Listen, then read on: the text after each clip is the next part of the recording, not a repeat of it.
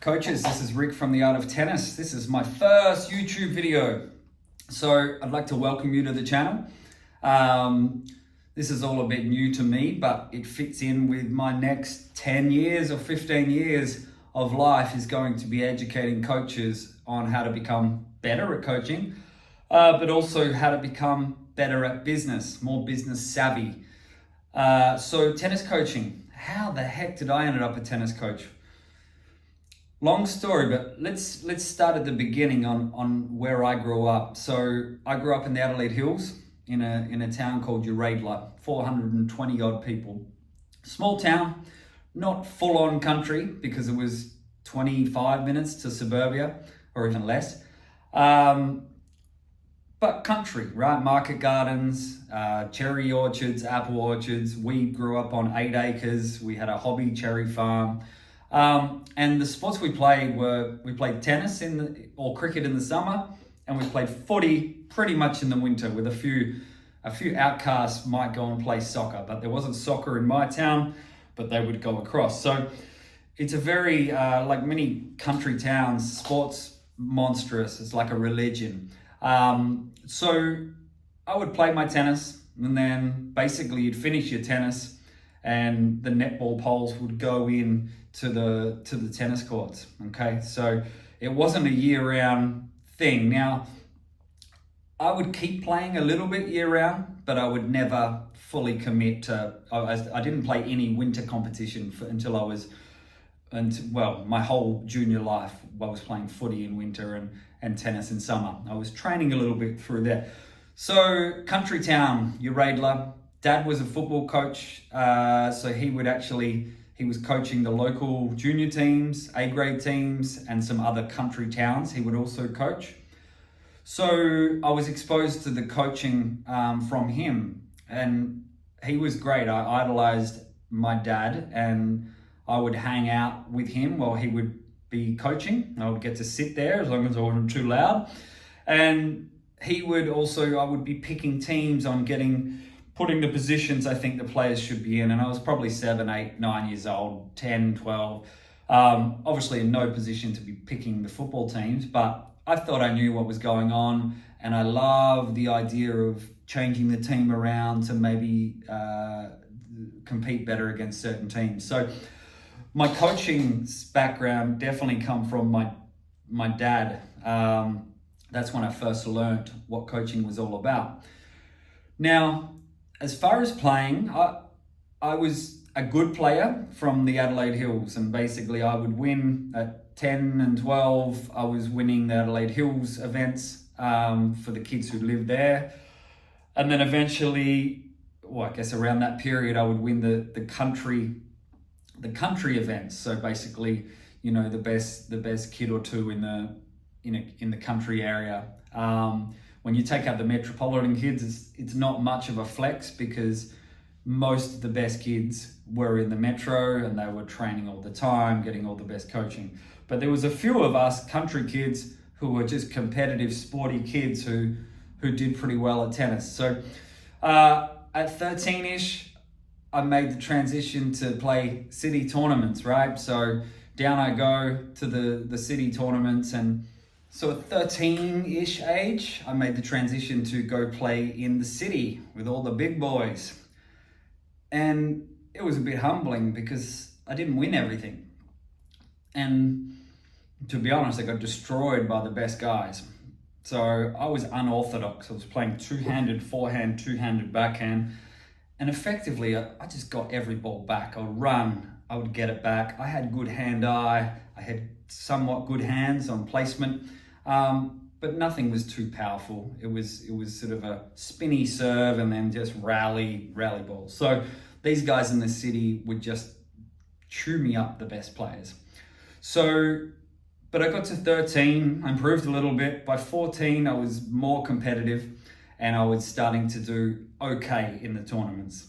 And when I say okay, I got to a ranking of I think I reached 7 for my age in the state. I guess I was between 7 and say 14, from 14, 15, 16 type age groups. I could never really go close to the top guys. I think basically they were just another level. They definitely played more and trained more, but they're another level. Now, the number one guy for our age group was a guy called Leighton Hewitt. Now, Leighton barely played in our age group in South Australia, right? I remember I played doubles against him in the primary school championships. Got 2 games, 6-2, which was a highlight. But realistically, he was way above me and even the next guy who was number 2 in the country. He was way above. So we know Leighton's story went on to become a dual Grand Slam winner and number 1 in the world.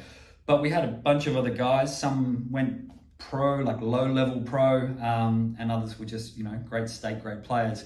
So I was in that second band, what I call second B grade players. All right, now I could still play. And by 14, I was playing Division 1 men in the Adelaide Hills competition. We had a team of 3 15-year-olds and me as a 14-year-old, and we made the final of that Division 1 league, which was pretty impressive, really. At 14, I started making some qualifying for nationals. First nationals I played was in Melbourne on the clay.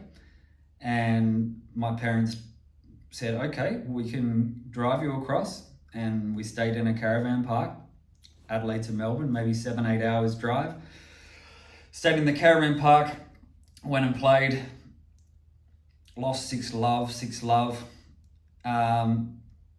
Come back for the consolation the next day, lost 6-love.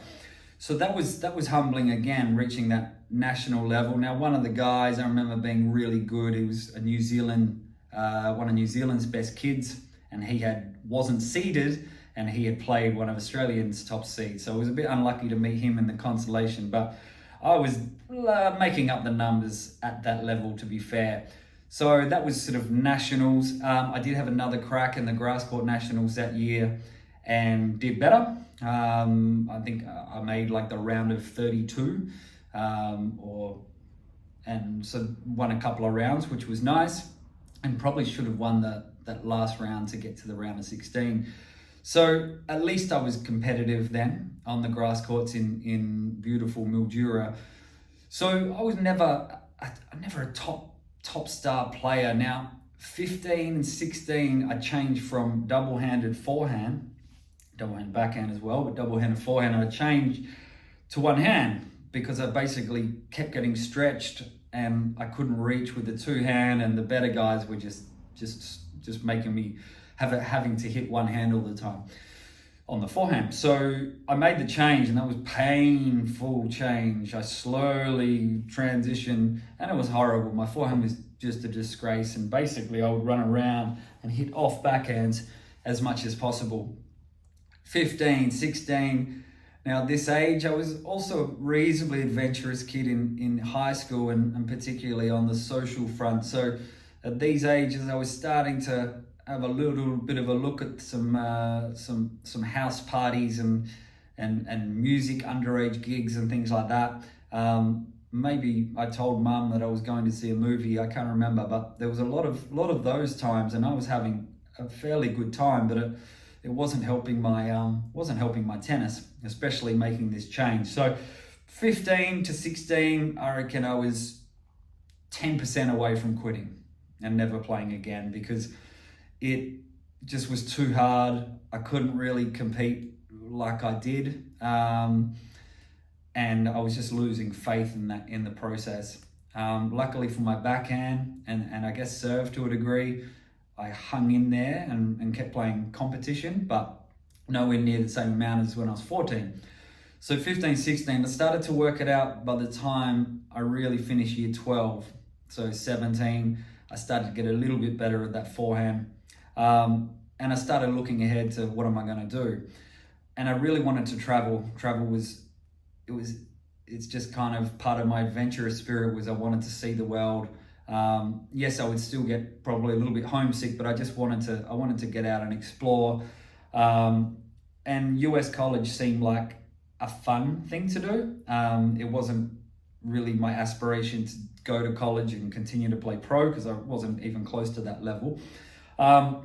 but it was really to go to college too. That was like the end point of my tennis journey. But it was a bit weird because at 14, I had some decent results. 15, 16, I didn't play many tournaments. And then I did improve my level, but my college application was pretty much based on 14-year-old results, and other players that I'd played against who were already in the college system. So this is before there were UTRs, which helped to work out people's levels. So I did go to college, Div 2, NCAA, snuck in there. And I was nervous as could be, absolutely nervous to play college tennis. Couldn't wait to get there and check it all out, but I was nervous of letting people down because I wasn't confident enough in my game. I just hadn't played enough. I hadn't played enough tournaments in the last year or so before that. And I really wasn't confident enough to believe in myself at that point. However, I was competitive and a bit feisty, and so we managed to make a pretty good season, and as a college team I was playing number 5 singles, and ended up playing in the top doubles with a Romanian guy who had a world ranking, and he was a crazy little dude, and I guess I was a crazy little dude in a way as well. And so we would get the high fives going, and he would swear in Romanian and all the fun stuff. And so that was college. Now we won runner-up of the conference, Carolina Conference. I went to a school called Belmont Abbey College, and then we went to regionals, and it was the same college called Lees McRae who went with us. The winner and runner-up of the conference goes to regionals, and the same team, Lees McRae, were just way too good in the regionals. So we're runner-up and then runner-up. Which was great to play at that level. We had a team of Brazilians, a Romanian, and American, and myself, a couple of Americans and myself. So that was fun. So I guess from a playing point of view, that was the pinnacle, was reaching the college tennis. I didn't necessarily get along so well with my coach in the States. He was right on the end of his career, and he didn't have too much patience, and I probably didn't help things a little bit. But I just decided that was the end of college after the year. So looked at staying somewhere else for a couple more years, but made the decision to go back to South Australia, where I deferred uni to go into Uni of SA, South Australia, to do business marketing degree. So I deferred that course. And so effectively I came back, and tennis, as far as chasing high aspirations, had finished at that point.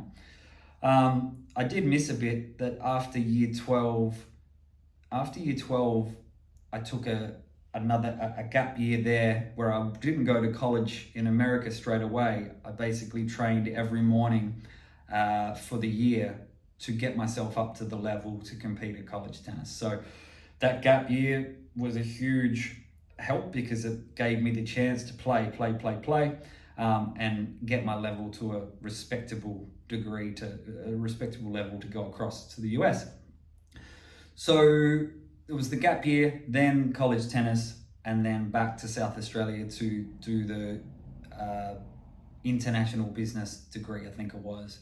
Now, in the end, I only liked the marketing part of that. I didn't really like the business forecasting and analysis. I remember that. And I ended up pretty much dropping all the subjects except for marketing. And then I started coaching tennis on the side. Coaching tennis, restringing tennis rackets. So that was my little side business while I was going to uni in Adelaide. And I really liked it. I liked people calling me and booking in the lessons and getting paid, and it was all very rewarding, and the instant gratification of making money as it sort of happened, as each lesson happened. And I had taken some lessons before. I'd taken some lessons as a teenager helping our local towns. And I didn't know what I was doing, but I was enthusiastic. I could play a little bit. And so effectively I just did whatever I remember doing in my lessons and transferred it to the kids I was coaching and some adults. So coaching people on the side, a little bit of restringing, and then I was just like, this uni stuff is no good. I can't see where this is going. So I spoke to a uni counselor and I said, I'm thinking about finishing up uni. And she was like, well, maybe you're the type of person to go and do something and then study for it. So get a job effectively and then study. So there's a practical part of that learning process, right? So what ended up happening is I went, okay, well, I'm going to get a job coaching tennis and then I'm going to learn and do my coaching course. And that was maybe a short 3-year plan in my head. Just, okay, that'll give me something to do. So I'm not a uni dropout. I didn't really want to go back and work in orchards or market gardens and things which a lot of people in my town did. My dad had an earth moving business. I could have gone and worked for him. None of this really fit. I was reasonably ambitious, but I just didn't like the academia, the academic company XYZ earns this amount of money, and it's just rubbish, right? I like the real world. So the decision to go coach tennis and then learn more about coaching was it. That was what I was going to do. Now, where I was going to coach, I looked at other places in Adelaide. There were very limited part-time jobs, but I did know somebody in Darwin and spoke to them, and they spoke to someone else, and I managed to land a job in Darwin at Gardens Tennis Complex. Darwin had really 2, almost 3 tennis centers, and it was they were quite big places. And so that was it. At 21 years old, I started my first full-time tennis coaching job, and at the same time registered for a coaching course with Tennis NT. So that really was the beginning part of the journey, was playing tournaments, changing the double hander for 2 years reasonably unsuccessfully, eventually worked it out. Gap year, train non-stop to get myself up to a level, and then go to the college, which did okay on the court, had a lot of fun, but there were some downsides, and the coach was one. The being stuck on college campus I found difficult because I had a car at home and was driving, the not being 21 and not being able to go and do all the fun things that my mates were doing back home. So that put me off a little bit of the college life, but ultimately that decision to come back to Adelaide, go to uni, drop out of uni and go to Darwin is where the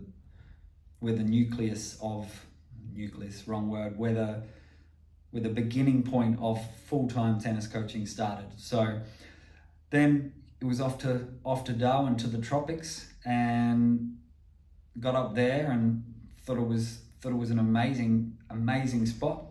Didn't wear shoes half of the time unless I was on the tennis court. Go to the markets, going out, having a great time. That was it. That was how I landed in my first full-time tennis coaching job up in Darwin. I was coaching kids, privates, groups, doing some adult lessons, running adult competitions, driving all around Darwin and surrounds in the NT to introduce tennis into their schools, which was fun, challenging, but good fun. Just loved it, and it really was the start of understanding that there was a full-time industry. This was a legitimate job if you took it seriously and you did it properly. So that was my beginning story, I guess, from junior tennis player through to coaching, and what would be the start of many years in the industry. So thanks for listening, and we'll chat again soon. Cheers.